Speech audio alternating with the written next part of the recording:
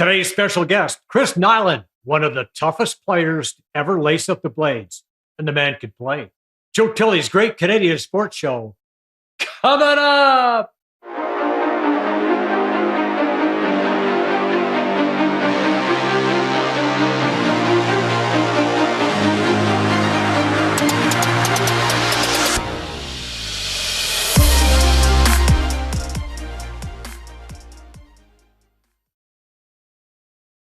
Born and raised in Boston. He played at Northeastern University.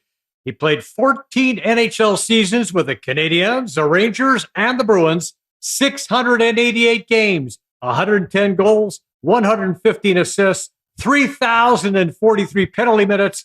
He was named to the 1991 All-Star Game. He won the Stanley Cup in 1986. He is host of the Raw Knuckles podcast. Ladies and gentlemen, welcome to the program, the man they call Knuckles, Chris Nilan. Chris, great to have you here, my friend. Joe Tilley, thanks for having me, pal. I really appreciate it. God, that picture goes way back with the afro hairdo. Pretty funny stuff. Yeah, Vic dug that up, our producer. Very nice, Vic. So Tilley, I just want to start. We like to start at the beginning. How does a guy from Boston, from the mean streets of Boston, make it to the NHL? Well, first he gets interested in hockey, and I got interested in hockey because of the Bruins, but mostly Bobby Orr. There wasn't too many people in Boston who did not fall in love with Bobby Orr and what he did for the organization, what he did for the city, the team, the people of the city. He was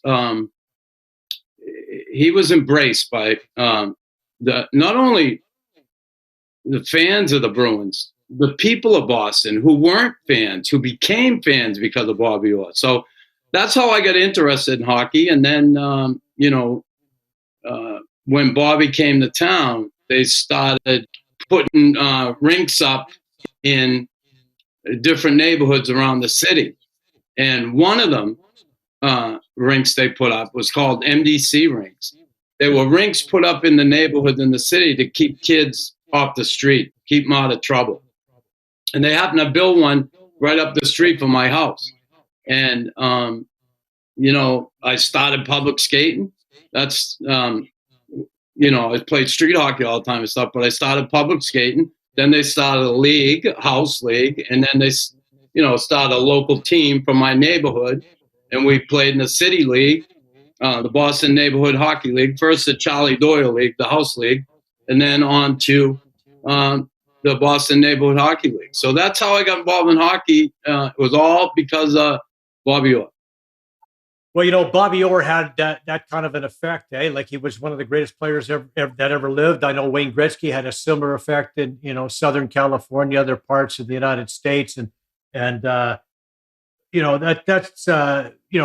pretty lucky that the Bruins just happen to have one of the greatest hockey players that ever lived.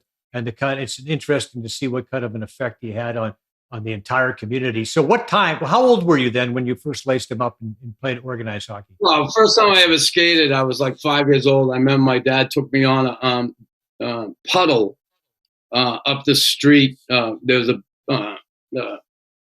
company up the end of the street, a warehouse, and in their parking lot was Rexall Drugs. And in the parking lot, there was a session in the parking lot, and it had rained, and then it got cold, and it froze. So the first time I ever skated was on a puddle in a parking lot in Boston. And then I remember that day like it was yesterday. And I was just a little guy. I was there with my brother and my one of my sisters. The other one wasn't born yet. And my mom was there, my dad, and he took us out on the ice. And I just remember skating and falling down and getting up, falling down. I just loved it. I loved the feeling of being on the ice. It was the first time, and it was incredible. And from that point on, I was obsessed with wanting to get back on the ice. And when they built that rink, that's when it happened for me. I was up there all the time. I was up there every day public skating before they started the league. And even after they started the league, I just wanted to skate. I skated every day. You mentioned your dad taking you skating on the puddle. he was a Green Beret. How much effect did your dad have on your life? Enormous. He's my hero. My dad, he was a father at the age of 18. My mother was 17. And, he had to grow up quickly, and he did. And my dad certainly provided for us kids. We certainly, we never went hungry. We always had sneakers on our feet and clothes on our back. And he was certainly a guy who directed me in a way that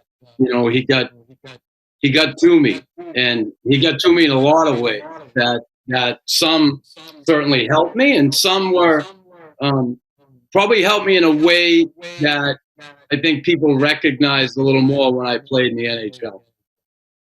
Yeah, I could imagine the disciplinary stuff would be probably some violence and listen, discipline was at a premium in my household, and certainly I was a kid who liked to buck the system, if you will, and so I can relate. I can relate to that. I want to talk about your career at Northeastern University. How did you get up there, and what were you taking at the time when you were in school? What's that? What were you taking at the time? Yeah, Northeastern. What were you taking? Oh, what was I taking? I thought you were talking about drugs, for Christ's sake. Not yet. I was majoring in criminal justice. Yep. And I got to Northeastern through a hockey coach of mine who ended up being a huge part of my life. And I absolutely loved him, Judge Paul King. He was a judge in Boston. He suffered from arthritis really bad. He was hunched over. He worked in one of the most violent neighborhoods in the city, and he was the chief justice of that court. And I ended up in that court a few times, but he was also my hockey coach. And Judge King was very good friends with Fernie Flaman. The judge's brother was the governor of the state of Massachusetts, Ed King.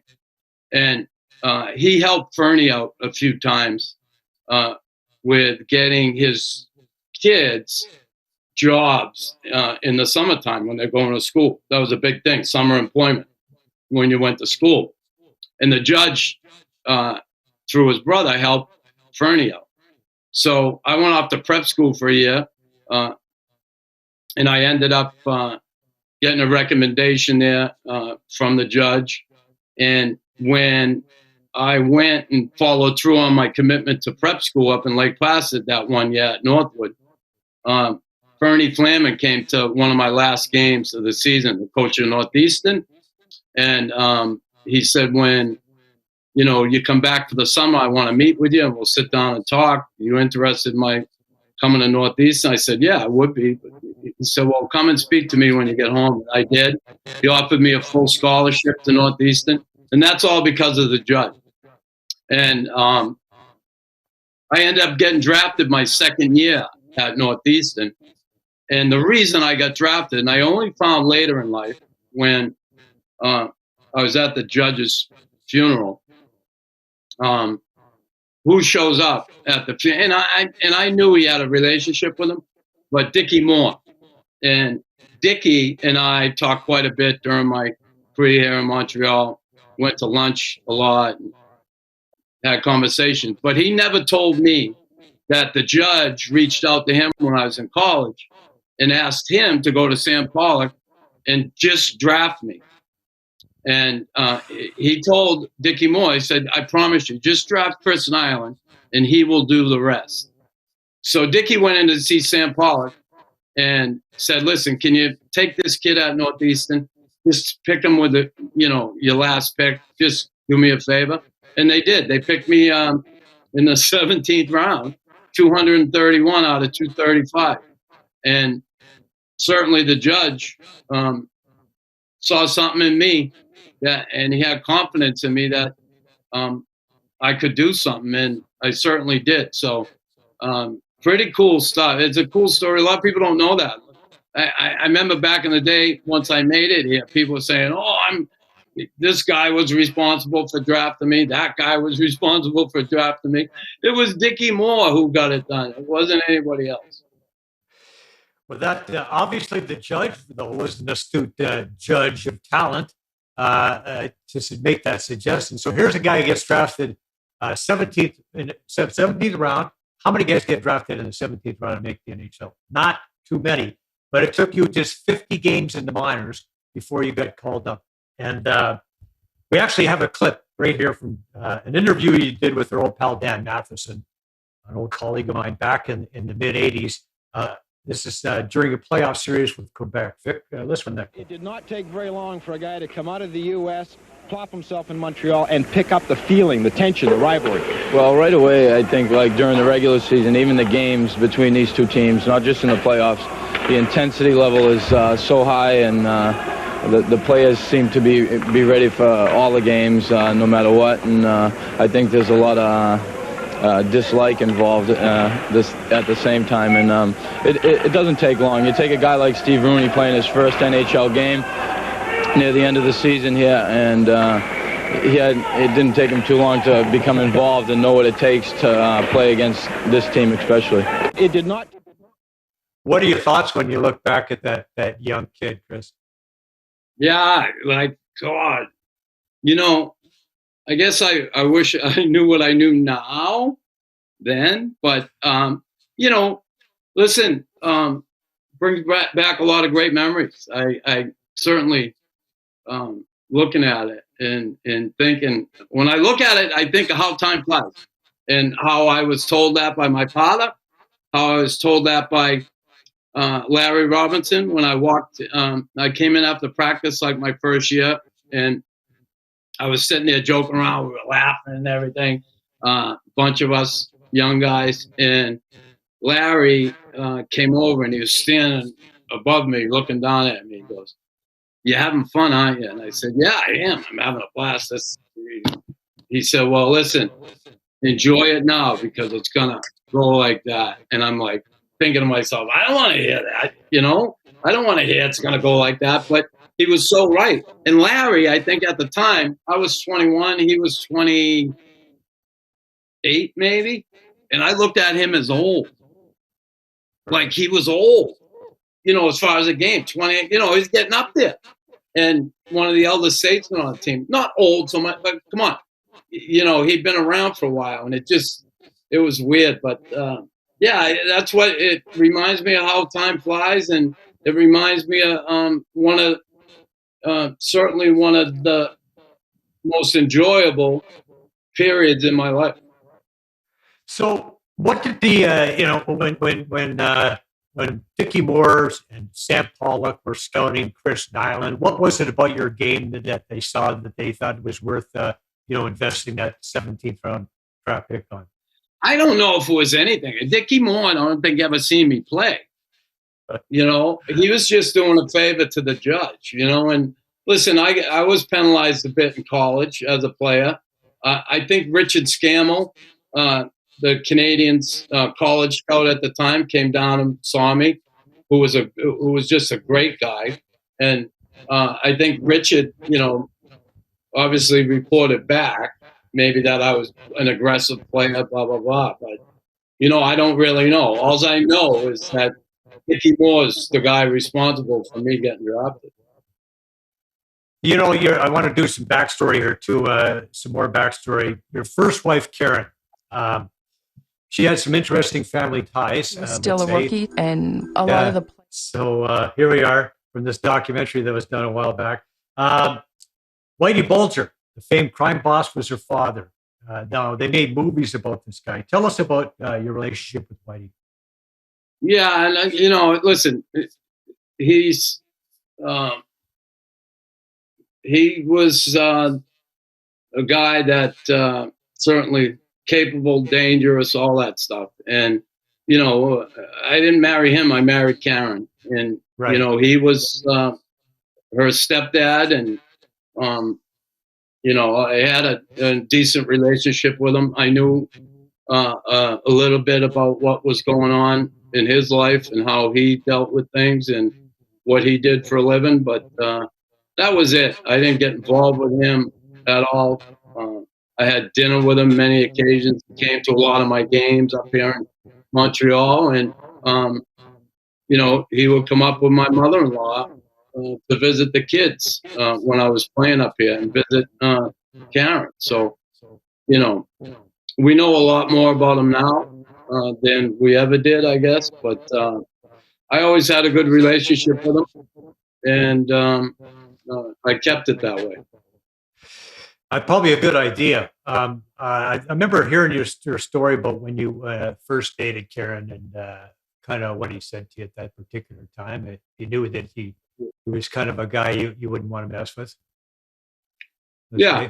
I knew what he was capable of, and certainly I wasn't walking around on tiptoes. I mean, he, is married to Karen. It's not like he's gonna bump me off, So, like I said, I had a good relationship with him, and that's the way I kept it throughout his life, and until he left in '95 and went on the run. Right. Well, let's get back to some hockey talk. We got some action here. You against the Hartford Whalers back in the day. Your Habs are on the power play, which gives us an idea that, Chris Nilan played an important role for this team.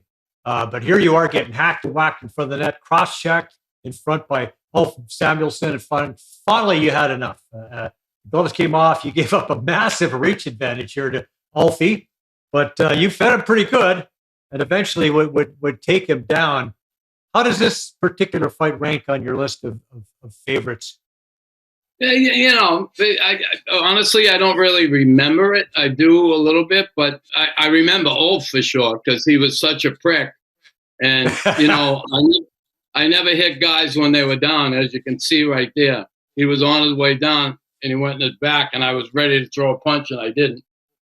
But, yeah, he was hard to play against, man. He was mean, he was dirty, and, I just had enough of it. And he never fought, until that night. At least I never thought he would fight. But, I kind of forced his hand. But, he was certainly a guy who was a big part of that team. They had one hell of a team, Hartford Whalers. Yeah, we won the cup. Took us 7 games overtime. And Cole Lemieux scored that big goal, which is incredible. But, they had an awesome hockey team. But as far as that ranking up there with fights, I don't know. Not so much. Just another day at the office. Yeah. Yeah, but you're of course you're known for your fistic prowess, but you definitely had your offensive moments as well. A couple 20-goal seasons. We got some viz here of you playing against the Winnipeg Jets, and it helped set up a goal by Bob Gainey in this game. Yeah, right there, right. Yeah. And then still, same game, you're going to get awarded a penalty shot. Here we go. Deep to the backhand. Buries the biscuit. That was a real nice win. You guys came from behind to take the lead. Then an incredible steal right here in the Jet zone. Oh, what a pretty goal that was. That shows some soft hands knuckles. Yeah, listen, here's what I'm going to tell you. I played with 2 Hall of Famers who really helped me become a better player. Listen, I had the work ethic. There's no question about it. But Bob really helped me with my skating. And Cobb, he helped me positioning, understanding the systems. Both of them did. And while I was learning my way, they were so good to be able to cover up for my mistakes as I was learning my way. And were both there for me big time. And, it was awesome. I know Ken Linsman always told me one of the greatest checking lines he believed that played the game was our line because we could do everything. We could hit, we could fight. Those guys killed penalties together. We scored 20 goals a season, all of us. And we shut lines down. And we really had a great line. I absolutely loved having that role defined as a line. Listen, everybody knew I was a fighter and this and that. That's great. But for me to be out on the ice with 30 seconds left in the game trying to defend the lead was just awesome. To be a player who, and that's what I strive to do. I strive to become a full-time NHL player, like not sitting on the bench. I could have never done my job like I did if I didn't play hockey along with it. I couldn't have sat on the bench every night and fought and then just sat there. I just couldn't have. I wouldn't have been in a good mood. And I get the whole team thing, right? But I would have had a tough time dealing with that. Yeah, it helped you to get in the game, right? To be in the game all the time. Then you're in the game. It raises your adrenaline level and everything else. I'm sure that was very helpful. But that night was special. That night was a special night for me. I had 2 goals and 1 assist, and it was kind of like a bad night for Gretzky. 3 points. Right? That's what it felt like for me. But it was a great night for me. And let me tell you, Joe, I got to tell you, people talk about the fighting all the time. That's great. And listen, I enjoy what I did that way. I love sticking up for my teammates. It was difficult on nights. Yeah, I had fear, certainly, before the game, and, the fear of losing a fight. But for me, there was absolutely nothing better than scoring a goal in the NHL. It was such an incredible feeling. It was the best. So for me, that was the best thing in the game, scoring a goal. I just freaking loved it. I can't tell you the emotion and the intensity, and then topping it off, scoring a goal, especially when you didn't do it a lot. So it was awesome. Well, we got some more goals. And, you talk about that line with Carbonell and Gainey, and tough line to play against. Oh, my God, you guys would shut people down, you would beat people up, and you could score. We got a goal. This is against your hometown Bruins, tipping at a shot from Gainey, and quite the celebration. Did that hurt? Did that hurt? Yes, it did. And what a donkey. I was so happy because I hated the Bruins. Yeah. And, I actually hurt my back on that. And it lasted quite a while. I ended up having I should say I bruised it, but I hurt it again in Buffalo going into the boards. I fell close to the boards and went in ass first. And I'm telling you, that didn't help it any. But, I was just so happy. Like I told you, I scored a goal. It was especially against Boston. But I did hurt my ass on that one, my tailbone. Oh, yeah. I could tell. I felt like that on the ice before, and it hurts. We got more offense. Okay, this is against the Flyers, and our old pal Larry Robinson puts it right on the tape. Springer for a breakaway. Here's that patent move deep to the backhand. There we go. Now, tell me, we touched on Larry earlier. How good was Big Bird? Oh God, I remember the first time I saw him. I snuck into the Boston Garden with my friends and the Montreal game, obviously. And Larry just kind of came on the scene. I forget what year did he come in? 70? I'm gonna say 71, right before they started the big run. Yeah. Yeah, and we had snuck in, and he grabbed the puck behind the net and took off up the ice. And I'm like, man, this guy is big. And he skated through everybody in the neutral zone and wound up and took a slapper and ended up scoring. And I'm like, who the hell have they got now? Who is this guy? And that was the first time I ever saw Larry Robinson. But he was he had so much range, hockey sense. He's just an awesome guy, too. Just an awesome teammate and fun to be around. And, like I said, he was getting older there as I was there, but he had such a great impact on the young defenseman who came in there, he helped Tilley, Svoboda, all of them. Like he was really Mike Lawler. He really worked with guys and never had that attitude that I'm the man. It wasn't Larry, but he was the man. Yeah, his first year was 72, 73. So, you know, we know he was a player. We know he was a presence on the ice, but he always had the reputation. He didn't fight, but it's kind of like he didn't have to. People kind of knew this guy was tough. How tough was he? I mean, you must have saw some of that. Yeah, he was really tough. And again, he didn't need to fight. And I think when I was there, I didn't want to see him fight. I remember Dale Hunter used to go after him all the time and try and goad him and, you know, get him off his game a bit. But, you know, yeah, he could fight. I just go back to that year that Flyers won the Cup. And I remember they had a, you know, kind of were gooning the Habs. And, you know, the Habs beat them that year 4 straight in the playoffs. Well, that year they played them in the preseason. And Montreal brought up, I don't know, Sean Shanahan, Risebrough, Mario Tremblay. That's when Risebrough went after Clark. Larry fought Schultz. And, you know, they stood up to the bully. And come playoff time, they beat them 4 straight. And they went on to win 4 Stanley Cups in a row. So what's that tell you? And Larry was a big part of that. You know, I think all those young guys rallied around him, no question about it. And him taking on Dave Schultz goes to show you, standing up to the bully works. Yeah, you know, it's funny because we had Yvonne Corway on the show, and he said the same thing. It was like they were able to show the Flyers in that preseason game that they weren't going to take any of their crap, and it just changed everything. Yeah, that was awesome. Yeah.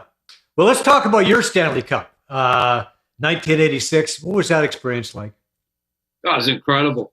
You know, I guess for me, I hurt my ankle second last game that in a fight with Sheehy. I slipped and my ankle went under me and bent back. Well, I sprained my ankle and it was like I couldn't even get my foot in the skate. And I remember in Calgary, it was game 4, I believe, and Serge. I went in the warm-up. They froze my ankle. I went in the warm-up, and I came in afterward, and Serge said, no, it was game 5, sorry. And he said, listen, you can't play. Your left foot can't keep up with your right. And, you know, I said, well, I can play. I can still fight. I can do it. He said, no, we're going to so they put Steve Rooney in, which I'm happy for that. But I was bummed out because I wasn't out in the ice in my last game, you know. If you can see over my shoulder with the cup there, I got my suit on, and that's right after the game. So I was bummed. I was so happy, believe me, but I was just bummed out I wasn't on the ice with my jersey on, sweating with everybody else and enjoying that moment with my jersey on instead of my suit. But it was incredible. Just the whole drive to get there, going through Boston, game 7 against Hartford. That series was unbelievable. And then, you know, we didn't have much trouble with the Rangers, and as it turned out, Calgary. But that series against Hartford said it all, you know. They had a great team, a lot of great players, Hall of Famers now. And I know Patrick Roy won the Conn Smythe. He gets a lot of credit for that. But Claude Lemieux, they went 1-2 in the Conn Smythe. But Claude Lemieux is just a bigger part of that Stanley Cup than Patrick Roy. They should have split the trophy in half that year because he scored by, I don't know, 5 or 6 game winners in the playoffs, and not one bigger than that overtime goal against the Whale. Because if we don't win that game, you know, Patrick doesn't get a chance to stand on his head against the Rangers in double overtime and stare down whatever it was, 60-something shots. But Yeah, it was an incredible feeling, and just to know that your name gets on that trophy that I saw as a kid being lifted up over Bobby Orr's head and Espo and all of them, and then having that dream of doing it, and then one day achieving that. It's pretty cool. What does it winning a championship like that do for all of you guys? Like, what happened to you after that? Like, what would you say? What was the change that happened as a result? I don't know. I don't know so much it changed. Anyway, listen, you get back to work the next year. That's all. I don't think there's much of a change. You know, you're happy that you won it. I think more so when you look back when you retire from the game, how big a deal it was. But I guess one of the things I realized, and I was hoping to get back there the next year, it made me realize just how difficult it is to win that trophy. And thinking you're going to be back there the next season, and then you're not. You know, I didn't make the playoffs one time in my career with New York, and we lost on the last day. We won our last game of the season, but then New Jersey beat Chicago in overtime. They had to tie or lose, and we would have been in the playoffs. And John McClain scored to tie it with, 3 minutes left, and then he scored the winner in overtime, and we went home. So the playoffs, man, they're a grind, and it's the toughest trophy to win in sports. I don't care what anybody says. Yeah, John McClain. Damn you, John McClain. Oshawa boy. Yeah. So you ended up being dealt by the Habs twice. The first time you nixed the deal to St. Louis, but then you accepted that trade to the Rangers. Actually, right after you made that, when the deal was done, you did an interview with John Davidson, former Rangers GM and player. Let's listen to that interview. There had been some discussions between you and head coach Jean Perron with the Montreal Canadiens, and I understand they weren't great discussions, some disagreements. Can you fill us in on those?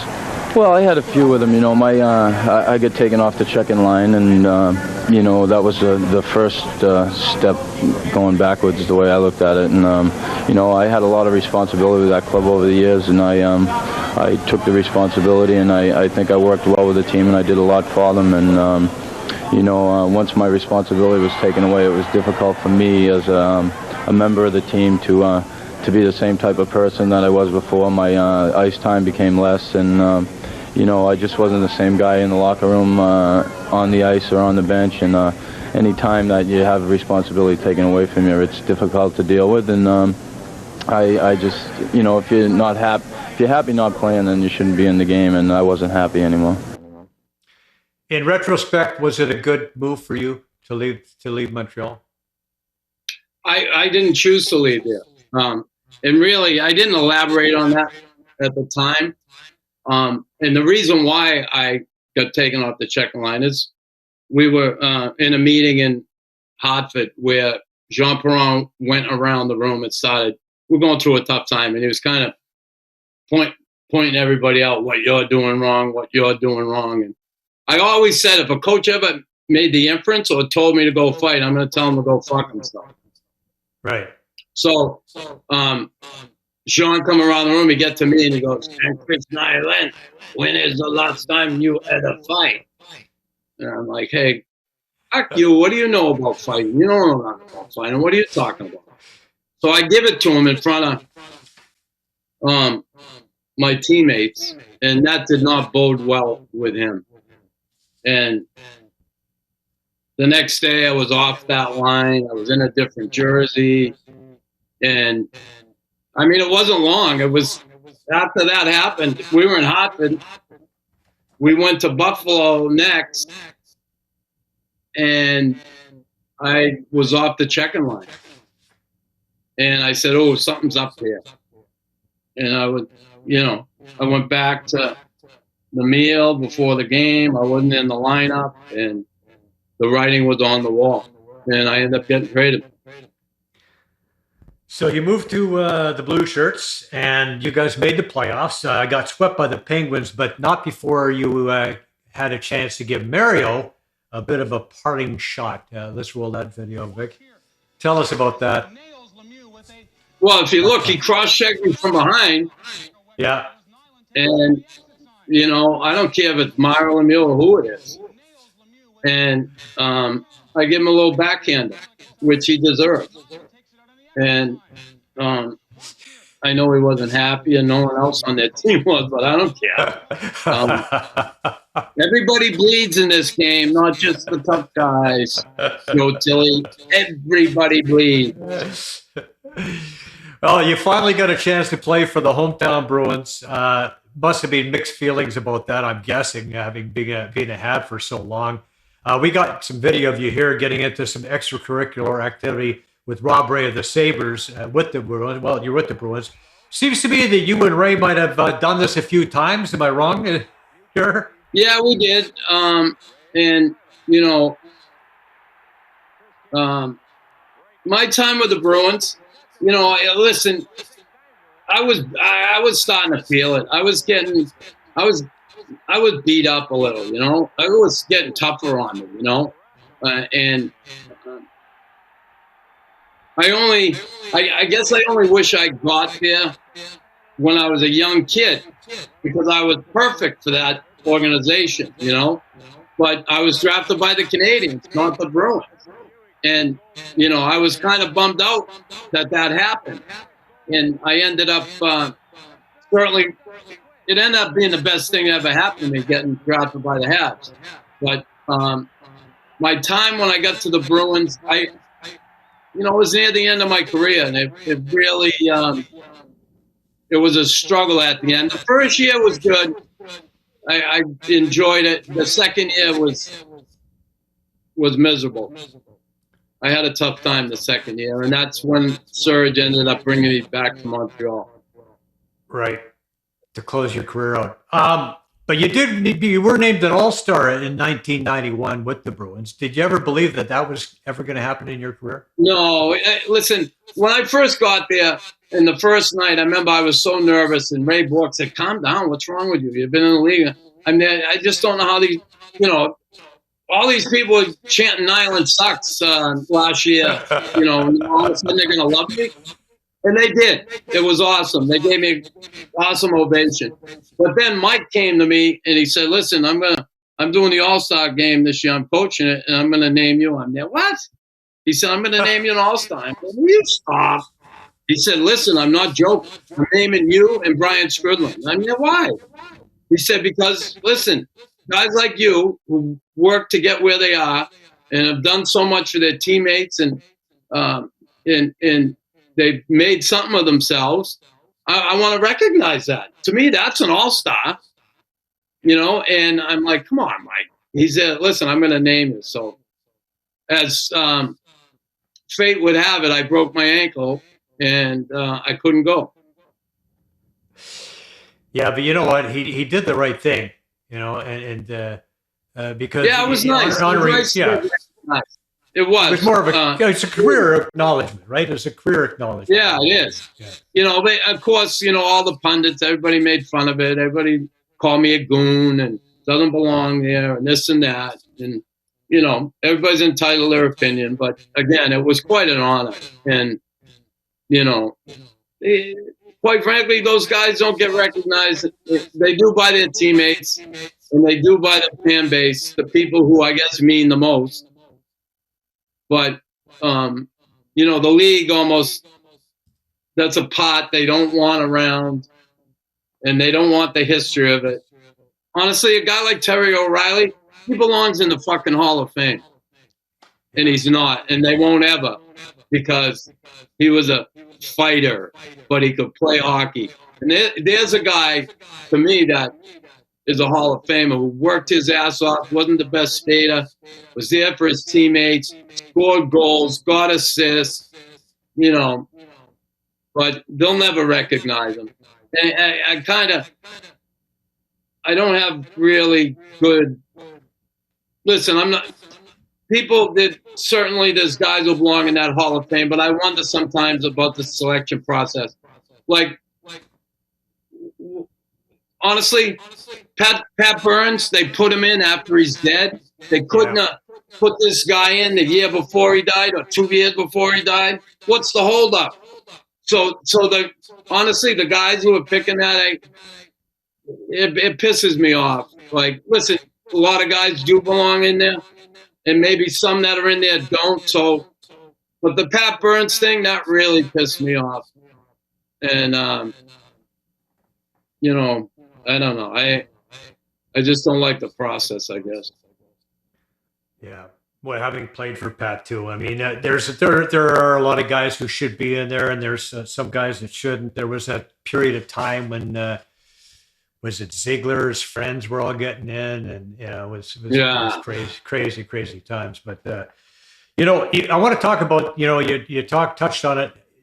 Towards the end of your career, you're getting banged up, the broken bones, the surgeries, all that stuff starts to take its toll in your body. How many times did you go under the knife? 30, I don't know. And I'm not even counting the oral surgeries. 35 easily. Now, I have both shoulders twice. I have my elbow. I had 5 on my ankle. I had my hands, my knee 11 times. The 12th time I got a new knee. My hernia surgery, oral surgery, a lot. My hand. So how much? A lot. Yeah, and that's a lot of surgeries. That's a lot of damage to the body. That's obviously what happens when you're a warrior. How much did that contribute, do you think, to the fact that you end up getting addicted, like because you're taking perks and whatever at the time? And yeah, I started with Percocet, went to Oxycontin, then heroin. I'm not proud of that. It happened, but that's my life, right? My something that happened to me in my life. But I think a lot of that, when you look at the disease concept, it stems from that's not the sole reason. I think when you see someone who suffers from addiction or alcoholism, it encompasses their whole life. From their family of origin, their upbringing, their formative years, their teenage years, their hockey life, and then their after hockey life. So it's a combination of all those things. And if you look into addiction and understand it, a lot of times there's trauma involved of some type. There can be PTSD, what we know now. And I would attribute it to all of that, not just my hockey years and the injuries. Certainly helped, it's part of it. But it's more than meets the eye there when it comes to the addiction. Yeah, no question about that. I mean, as you know, I'm an alcoholic as well, and recovered, thank goodness, for 30 years. But there was always something missing in deep down within. I've had this emptiness that I had to fill, and alcohol worked for a while, right? It seemed to work for a while, and then until it didn't, and then of course it drags us down to a place where we don't want to go. And how were you able to get out that hamster wheel? Well, I remember one of my former teammates, Bob Gainey, gave me a card and a phone number to call. Said there was a guy that, he'd call me one time. He said, "How you doing, Knuckles?" I'm all right, He said, "You're working?" I said, things aren't going good right now that way. But yeah, how about financial? I said, everything was And he said, "Listen, I got this guy that I know from the NHL that may be able to help you." And I'm thinking, sounds interesting. But I stuck the card away and I never called him. And I ended up waiting a while. And probably almost a year later, I pulled the card out and I called that guy and ended up meeting with him. and he was an interventionist for the NHL, Dan Cronin.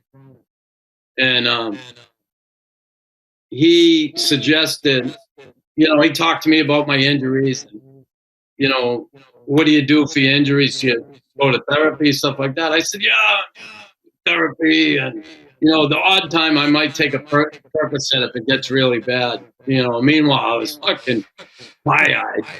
And he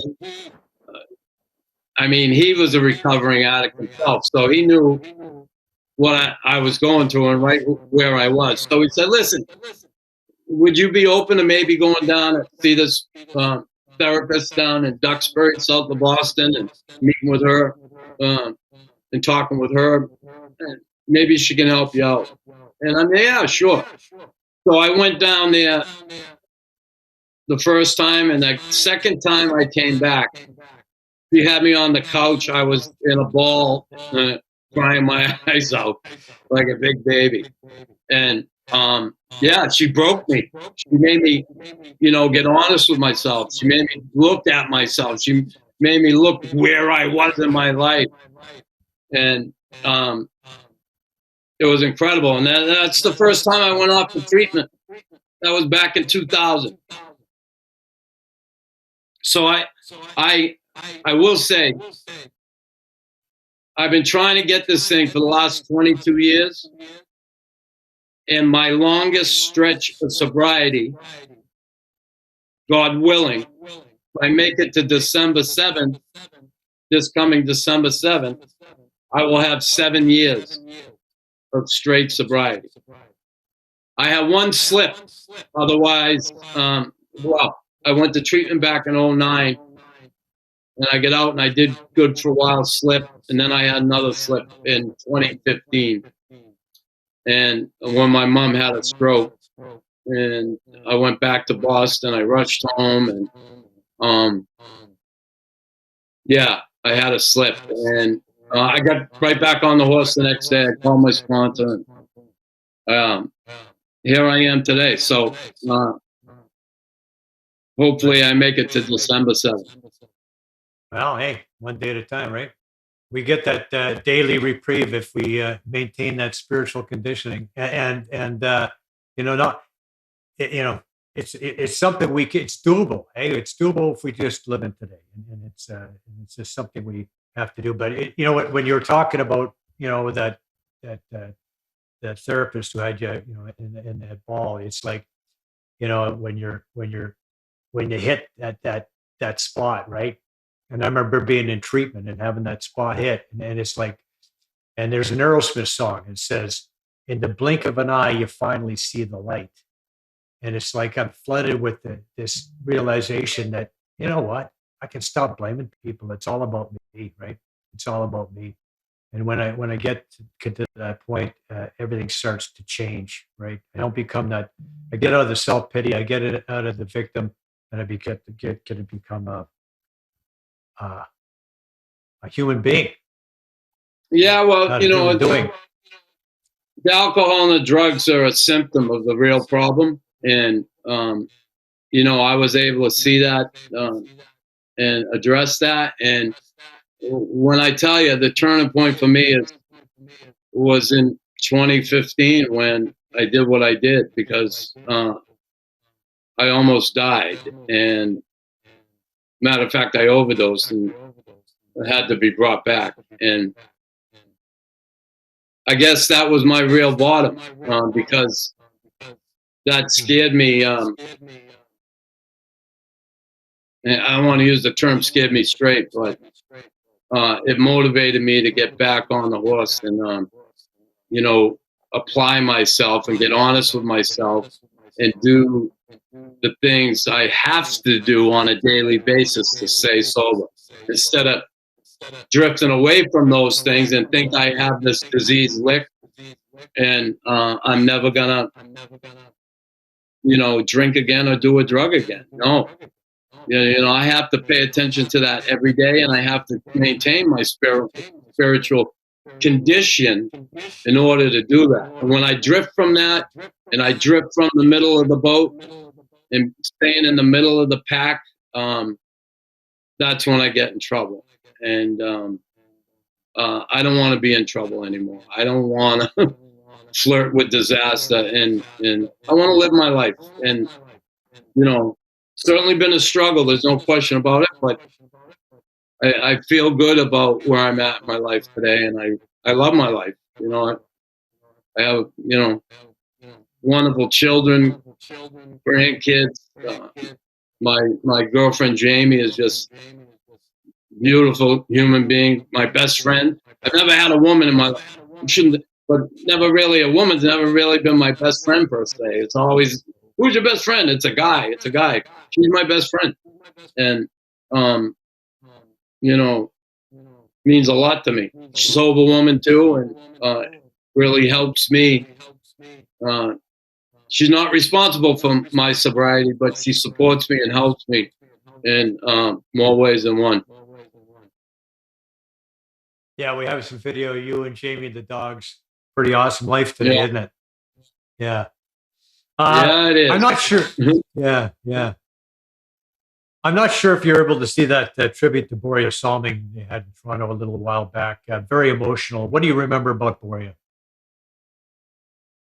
Well, here's the deal, and I always say this, and I got the opportunity to play hockey with him on a few occasions in the alumni and travel with him and actually go out and share a couple nice evenings with him. I always looked at him like he was a rock star when he was older. And when we played with the alumni, I said, this guy's a rock star. He dressed like one. He looked like he could be one. And when I played against him, I really realized how good a hockey player he was, how great a hockey player he was. And I always associated toughness with the Bruins and the Flyers. And he is one of the toughest hockey players ever and I say that, and I don't throw that term around lightly. This guy come over here at a time when everybody was calling Swedes chicken shits and, Europeans are this and Europeans are that, and the Swedes are this and the Swedes are that.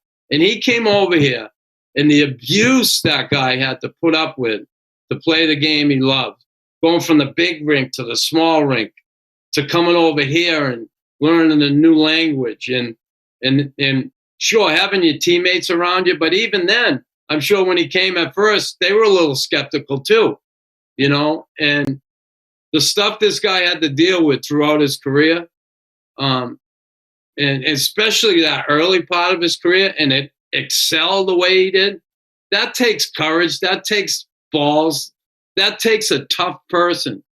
So I think what people don't realize just how difficult he had it when he came. And God bless him. And to see him, on the ice there at Maple Leaf Garden being honored and I had tears in my eyes. He's certainly a wonderful human being. It's just terrible what's happened to him. What you never were hired by the Habs as an ambassador, which I think is a bit of a travesty. What the heck is that all about? Well, I was recently. I don't know if you heard the news. They didn't make too big an announcement, but they hired. It's kind of like a part-time gig, but I was named an ambassador with Carbonneau, Danfus, and Brisebois. And yeah, it's quite an honor to be in a group of guys that includes John Beliveau, Guy Lafleur, Rocket, Henry, Yvan Conway, Ray Jean-Houl. I don't know, did I leave anybody out? So to be... Well, Larry, I'm sure. Yeah. Larry? No, I'm talking about ambassadors. Oh, okay. People who were ambassadors right. before me. To be named in a kid from Boston who was a Bruins fan growing up, who came here and was never supposed to make it and then did, embraced this city, was embraced by the fans, and to be named an ambassador. It's just an awesome feeling. It's an honor, and I got to tell you, and I say it before, no one loves the Montreal Canadiens more than I do. No one. And that includes the owner. That's pretty awesome that a guy from Boston could love the Habs like that. I want to ask you just before we go, what do you think of this? You know what's even better? You know what's even better? They brought a guy from Boston in to straighten this mess out. Right? Jeff Gordon, right? There we go. Kent Hughes. Right. Adopted Bostonian, originally from the West Island of Montreal. Yeah, and Marty St. Louis seems to be doing a pretty good job. Who's kind of the transplanted? Oh yeah, and then the Tampa guy, then Ranger. I mean, hey, so what do you think of this year's team? The current version of the team, not necessarily this year's, but the current version of the team. They're exciting to watch. They have a lot of promise. I don't believe they'll make the playoffs. I said that at the beginning of the year, and I can't go back on it now. But they're doing some things that are really good. I love what Kent Hughes has done along with Jeff Gordon. And I also want to remind people that the fingerprints of Mark Bergevin are on all over Suzuki. They're all over Caulfield. He made some moves here that really bode well for the future before he left. And yeah, you can talk about Bergie making this mistake and never drafting as good as he should have and blah, blah. But, he certainly left his fingerprints on it. Now, Jeff Gordon coming in with Kent and, assessing the whole situation and then putting their fingerprints all over it and starting to get this team going in the right direction. The moves they made are incredible in such a short time. Kent, drafting Slavkovsky, going to stockpile some picks for the future and rebuild this thing. I love what they're doing. They're a fun team to watch. I love seeing that they're scoring goals, but to score goals, you got to take risk. And, the risks they're taking, they're giving up quite a few. So I'd love to see them be able to cut back on the goals against, because when they get that part of the game and they keep that offensive part of the game, the future bodes well for them. I really like what I see here with this organization. I really do. And Nick Suzuki being a young captain and little Caulfield, God, they love him here. They love him. They love them both. But, and then big Abba Jack guy on defense. You got a big, tough defenseman who can handle himself and can play. Who's that remind you of? Although he was a forward. Good. That Caden Gooley. This kid's going to be a number one D-man one day. This kid, it's incredible what he's done. And all of them, Jordan Harris, all these young guys that have come in and made an impact so early, they're going to grow and they're going to grow together.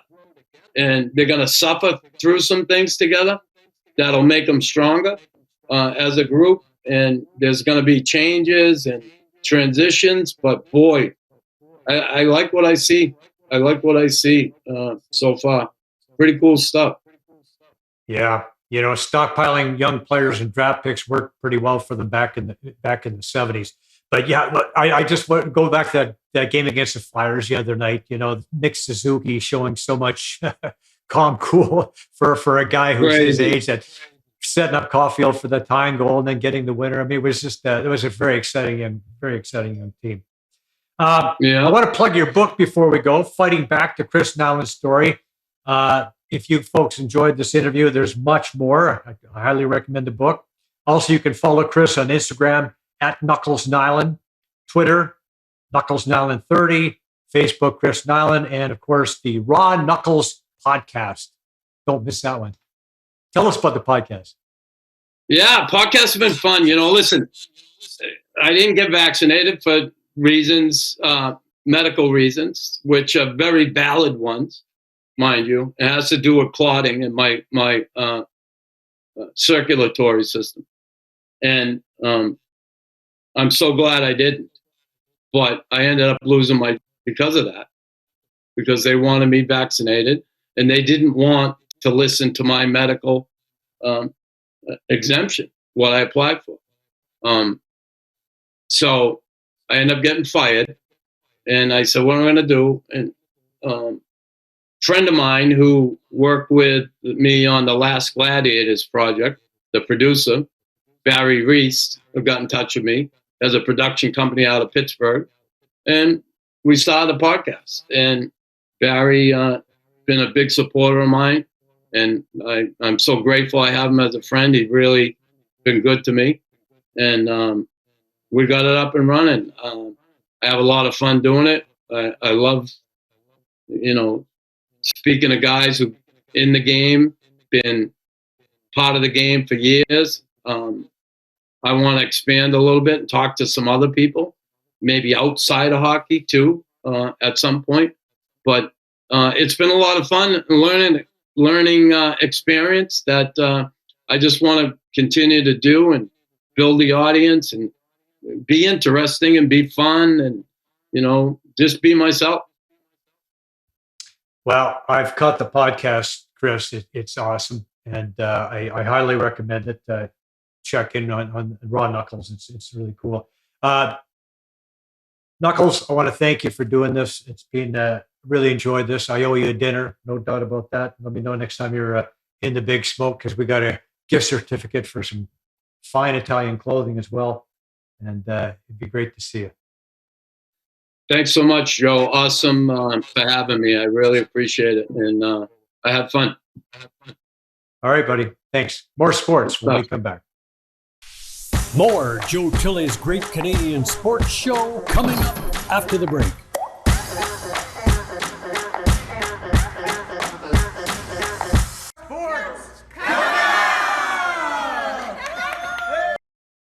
Guests on Joe Tilley Sports receive a gift certificate from Classica Imports.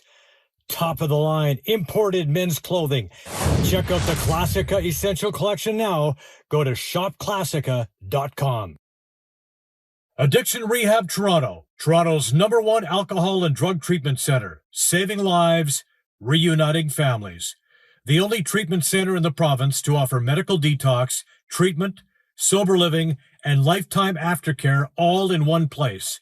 Our unique and specialized programs are designed to equip our clients with the tools to successfully lead a life of dignity, respect, and purpose. Let us help save your life or your loved one's life. Call today for more information or to facilitate an intervention.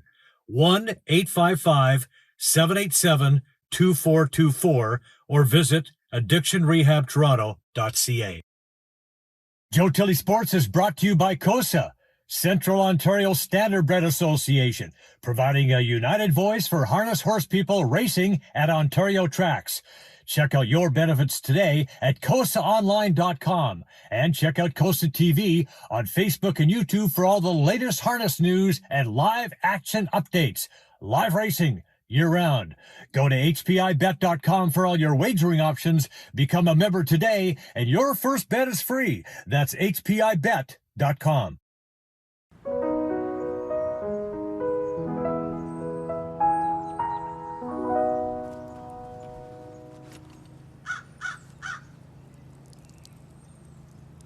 Do you know why that happened? You didn't fix your ball mark. The birds around here are very protective of the course, and when people don't take care of it, this is what happens. It's pretty simple. Just find your mark, fix it, and at least one other. Hey, look at the bright side. We're not up on the northern course.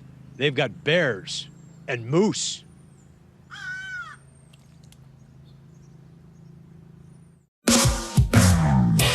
Visit moregolf.ca today. You'll find everything a golfer could need, from balls, gloves, and clubs to custom fitting opportunities and training gear. Go to moregolf.ca and get $20 off your first purchase of $100 or more. Just enter the promo code JT Sports.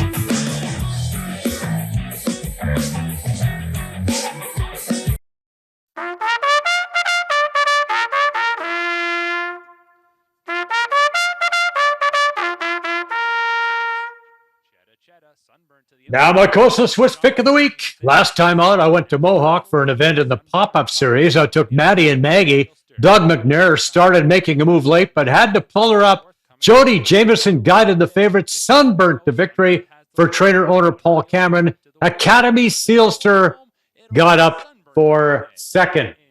This week, I'm heading west for Thursday night's National Drivers' Championship at Century Mile in Edmonton. 10 of the top drivers from coast to coast take part in this event, and I'm taking the Ontario guy, Doug McNair. I'd like Doug to get the job done in the fourth race with Oriental Express. I'm going to just go with a $10 win place bet in that one. Mohawk will host 4 series this winter to be contested December through February. Pacing events for 3-year-olds and 3 and 4-year-olds. All events feature 2 preliminary legs and an added money final. For all the racing updates, visit Costa TV on Instagram, Twitter, and Facebook. Go to hpibet.com for your wagering options. This is the Excellent Sports Adventure. Brought to you by Lycom. Well, they were the 2-time defending champions, the favorites heading in, and the Blue Bombers looked like they had another Grey Cup in the bag.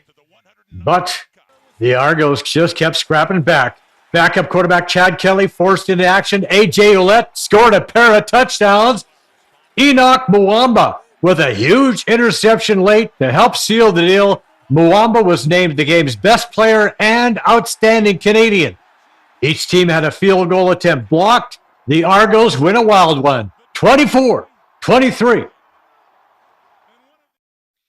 Well, they've tightened up pretty well on defense. The puck is starting to find the back of the net, and that's translating into some success for the Maple Leafs. The power play is clicking. John Tavares with the redirect off the Mitch Marner shot, his 10th goal.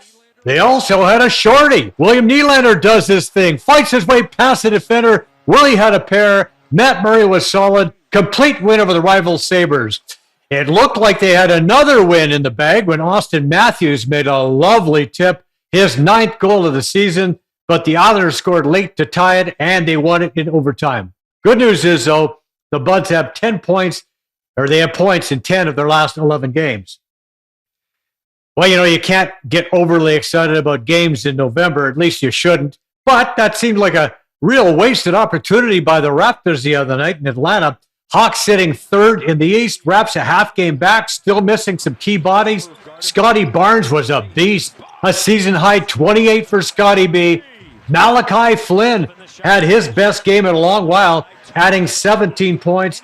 The Raps had a chance to win it in regulation, but couldn't close the deal. Trae Young got the hot down the stretch, and in overtime, the Raps allow A.J. Griffin to get open as time expires. As the Hawks win, the Dinos have got 3 straight home dates coming up. I'm at Mount Nebo in Jordan. Check out that view where Moses spent the last few years of his life. It's about a 20-hour drive from here to Qatar, where the World Cup gets underway this week. Canada is in it for the first time in 36 years. A key reason for that, Coach John Herdman, who has helped the Canadian side leap from a 120th ranking overall to a CONCACAF powerhouse. Yes, they're going to be a long shot here, but they've got a shot. Thanks to Alphonso Davies, who is a legitimate soccer superstar, along with Jonathan David, Kyle Larin, Tajon Buchanan, and I'm guessing that they're going to make it through the first round, which would be an awesome accomplishment. Enjoy. Well, the Jays had to address their bullpen, and they did.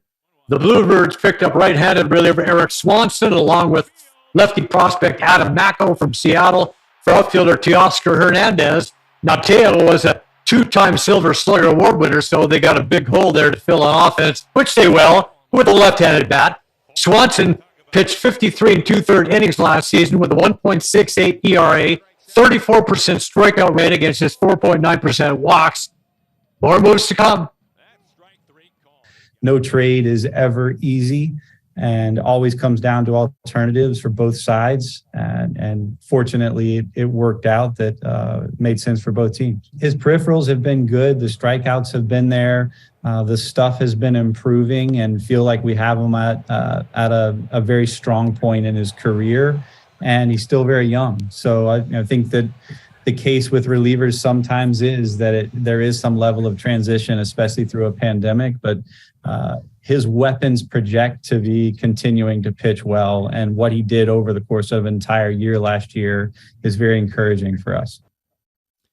Now, the Jays are said to be very interested in free agent outfielder Cody Bellinger. They definitely need that left-handed bat. Pro boxing returns to the Owl's Nest on Saturday night. Yes, Box Fest at the Owl's Nest 2 will feature Canadian welterweight star Lucas Prince Bonney, who is a great amateur champ. He's 12-0 as a pro with 11 knockouts. He'll face Diego Andrade Chavez, a tough veteran from Mexico. The fight will be broadcast live on DAZN, who signed an exclusive deal with Red Owl. And I'll be calling the action with former world champ Steve Molitor. Don't miss it. Congratulations to Canada's Adam Svensson. The 28-year-old from Surrey, BC, picked up his first PGA Tour win, closing with a 6 under 64 at Sea Island, Georgia, to finish at 19 under par, good for a 2-shot win in the RSM Classic. He gets a 2-year exemption on the tour, as well as a trip to the Masters and PGA Championship. Now, here's our shot of the week. God damn it. 4!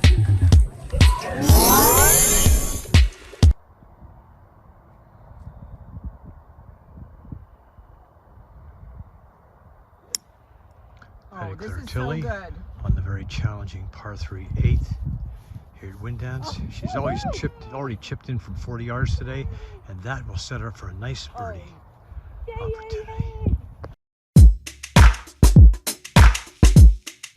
Today's environmental tip: avoid using bottled water. Yes, the process of manufacturing water bottles contributes to water shortages. It takes more water to produce a plastic water bottle than there is water inside the bottle. Transporting bottled water creates more greenhouse gases. It takes over 1,000 years for plastic water bottles to decompose, and the process leaks harmful chemicals into the soil. Rycom, passionate people who turn complicated business problems into simplified technology solutions for public and private sector real estate, properties, portfolios, and enterprise customers. Optimize and future-proof smart buildings from the ground up. The latest in fault locating, base building network design, managed services, cybersecurity, data analytics. Our fault detection will support all smart strategies, define projected outcomes for capital planning, and reduce environmental impact. Rycom, smart protection solutions. At Rycom, we're building a path to a smart and environmentally friendly future. We want to thank all the folks who make this show possible. These are friends, trusted business associates, and all-around great people. We highly recommend them all. Thank you for your support of Canadian and local sports. A reminder that the show is available on iTunes, Spotify, Breaker, Radio Public, Google Podcasts, and Pocket Casts, as well as the Spanglish Network, Zingo TV, and Buzz TV Live. Also, you really want to check out our YouTube channel. There are past shows available, weekly sportscasts, all kinds of cool segments.